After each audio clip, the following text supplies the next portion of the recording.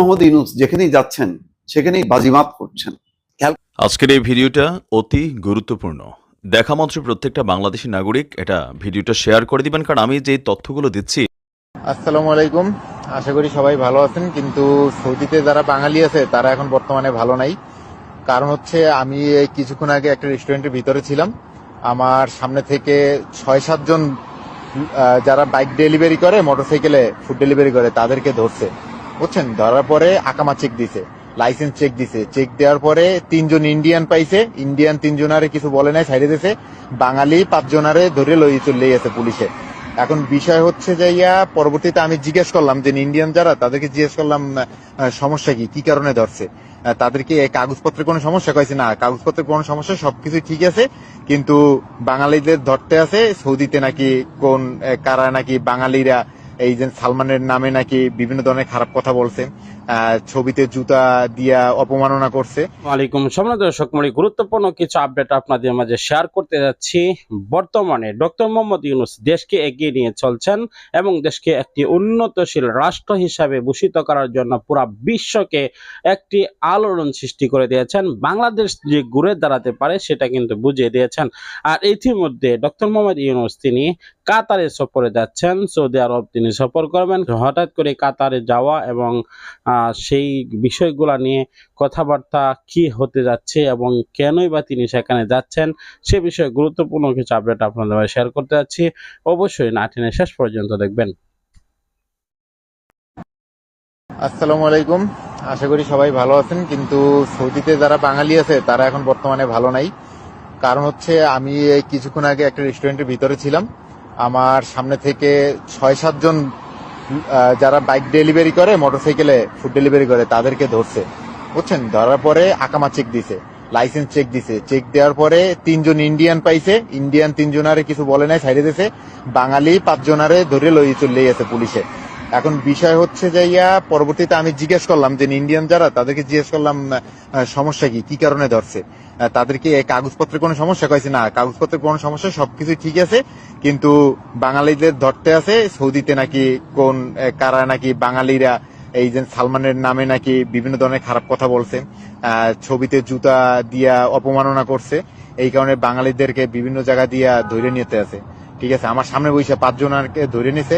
পরবর্তীতে আবার ফেসবুকে ঢুকলাম, ফেসবুকে ঢোকার পরে এই সৌদিতে যারা আছে, আমার বন্ধু বান্ধব আছে, ভাই বাজার আছে, ওরাও বিভিন্ন ধরনের পোস্ট দিতে আছে যে বাঙালিকে ধরে নিতে আছে। এখন বিষয় হচ্ছে যে এই যে বাংলাদেশে যারা থাকেন, বিষয় হচ্ছে যে আপনি আপনার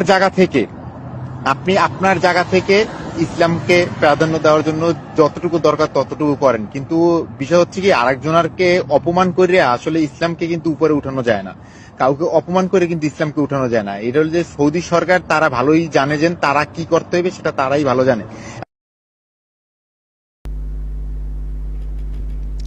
দর্শক শুনলেন, ধরপাকড় করা হচ্ছে সৌদিতে যারা বাংলাদেশি তাদেরকে। কারণ একটা বিষয় ঘটেছে, বাংলাদেশেতেই ঘটেছে ঘটনাটা।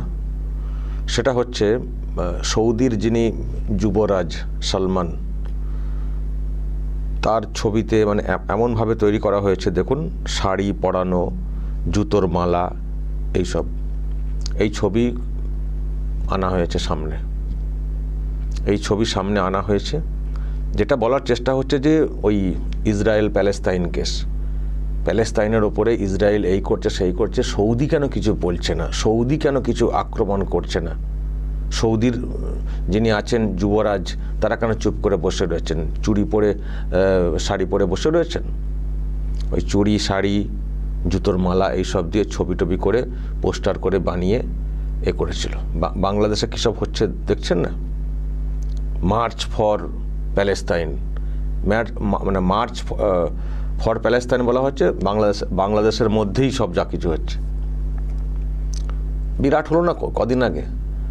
তো এই একটা ছবি সোশ্যাল মিডিয়াতে এসছে যে এই সৌদি আরবের যিনি যুবরাজ সালমান, মানে যিনি প্রধানমন্ত্রী ওখানকার, তো মানে যুবরাজ যাকে বলা হয় সালমান, তো এখন তার ছবিতে এইসব করা হয়েছে, এটা সামনে এসছে। তো তার একটা রিয়াকশান নাকি ওখানে হয়ে গেছে, সৌদি আরবে একটা রিয়াকশান হয়ে গেছে যে এত বড় কথা মানে ওই কাজ করার জন্য ওখান থেকে লাখে লাখে লোকজন এসে থাকেন বাংলাদেশ থেকে, আবার আমাদের যিনি যুবরাজ তাকে এইরকম অপমান করা হচ্ছে, অসম্মান করা হচ্ছে, হ্যাঁ, বলে সেখানে নাকি সব রিয়াকশন শুরু হয়ে গেছে, ধরপাকড় বা আইডেন্টিটি চেক করা এইসব মানে হয়ে গেছে। ওই তো এক ব্যক্তি দেখছি বক্তব্য রেখেছেন, ভাইরাল হয়েছে এই বক্তব্য।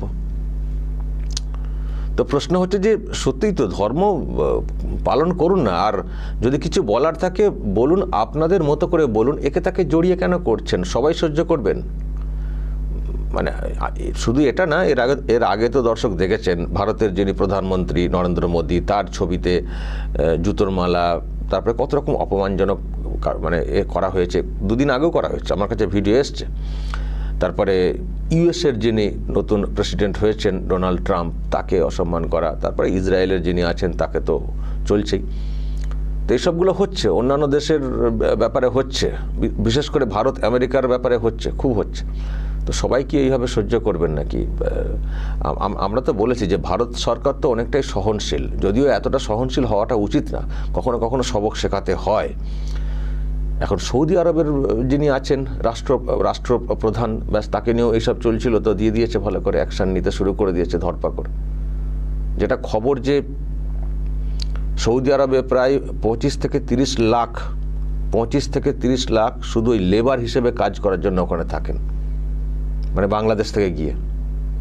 তাহলে ওখানকার এত লোক মানে ওখানে থাকেন, ওখানে ইনকাম করেন, সেই টাকাতে দেশ চলেই বলবো, ওখানকার টাকায় আসে, পরিবার চলে, মানে দেশ চলে।